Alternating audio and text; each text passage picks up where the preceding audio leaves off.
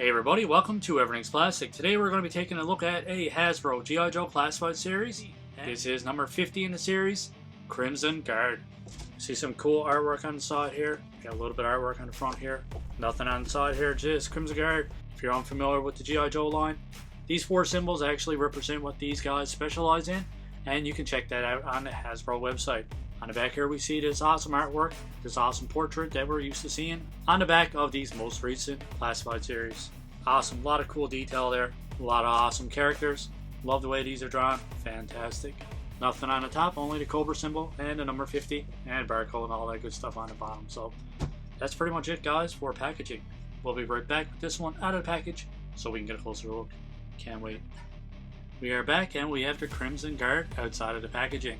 Man, this guy comes with a lot of accessories, which is fantastic. And I gave this one a quick look over. Fantastic figure, man. Pretty excited. Was very excited to get this one, and even more excited once I got it out of the package. Not disappointed by this one whatsoever. So yeah, getting back to the accessories, here we have this awesome sword. Lots of cool detail on this one. Pretty cool design. Nice detail, nice paint application on this one, nice and clean all over. Also comes with a backpack as well. I guess you call it backpack. Not really sure what else to call it. But we can see a lot of cool detail on this one. Pretty cool Cobra symbol there on front as well. Looks pretty cool. Then obviously we get the sheath to a sword. Not much going on with this one, kind of plain. You see a little bit of texturing in this one, a little bit of detail. Almost gives it this leather type appearance, which is pretty cool. Also comes with a knife as well. Decent design on that one. A little bit of detail on the handle, and we see some detail on the blade as well. Pretty cool. Love it. Comes with a pistol. A little bit of detail on the handle on this one, but overall, just a pretty plain looking pistol. He also comes with this rifle as well. Should have did some research on the weapon before I did this review, but yeah, see some pretty cool detail on this one. It has the bayonet or the knife attached to the front, which is pretty cool. And just a closer look at the other side as well. Not a bad looking weapon. And it also comes with a clip as well. A little bit of detail on that. I like it, man. A lot of people don't like this clip that pops out, but I actually think it's pretty cool. It pops in just like so. Nice and easy. So yeah, man, tons of accessories. Pretty awesome. Let's get a closer look at Crimson Guard. Man, lots of awesome detail on this one. Paint application on this one is fantastic. Nice clean Cobra symbol painted on the front here. And we can see the emblem is actually painted. We can see all the cool detail. Everything that's painted on this one is painted nice and clean. See the cool detail on his helmet. Paint application up here is clean as well. Pretty awesome. When we get to the back here, everything is nicely done with this one as well. See the Cobra patch on his side there. Cool detail on his collar as well. Fantastic. Full design goes all the way down. I love the little stripes going around too that's actually painted. See some buttons and all that stuff there. See a little bit of detail in his holster as well. It's got that cool texture to it, which almost gives it a almost like a leather appearance, whatever you want to call it there. And we get down to the boots. Pretty cool design on the boots as well. Might be plain black. It actually has a bit of detail on it. They actually painted buff on his boots as well. Fantastic. A lot of cool detail on this one. Love it. Great job on this one, Hasbro. I gotta say, man, this G.I. Joe Classified line is definitely my favorite line to collect. Don't have a whole lot of these out of the box. I just started unboxing all my old Classifieds, along with some of the new ones. And I gotta say, man, I haven't been disappointed yet. Each and every one of these keep getting better and better. Alright, so now that we had a closer look, you guys know the routine. Let's go over articulation. So for articulation, his head goes back this far. Down this far, you do get some side to side. You get a full rotation. There's a little bit of articulation in his neck that goes back this far, forward this far. And you do get a little bit side to side in his neck as well. His shoulders go up this far. There is a butterfly joint there that goes back this far, forward this far. So you get a little bit of range of motion. Not a whole lot, but at least the butterfly joint is there. There's a cut above the bicep there that you get a full rotation out of. And there's double jointed pinless elbows too, which are fantastic. Decent range of motion out of those. Gotta say, man, just nice looking joints. Love it. For his wrist, it goes back that far, forward this far. So these actually go up and down, not back and forth like we're used to. Most of these gun holding hands or trigger finger hands, whatever you want to call it, usually go up and down as opposed to back and forth.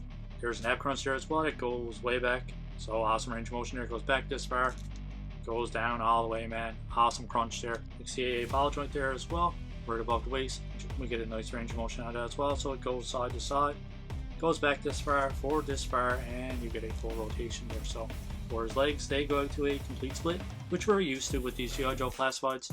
I'm sure you guys know this already, but these drop down so you get some added articulation. Forward this far, which is fantastic. Awesome range of motion here. And you actually go back this far as well. Upper thigh cut, which you get a full rotation. And there is double jointed pinless knees as well, which you get a pretty good range of motion out of. Don't quite go back to kicking his own butt, but it's pretty close.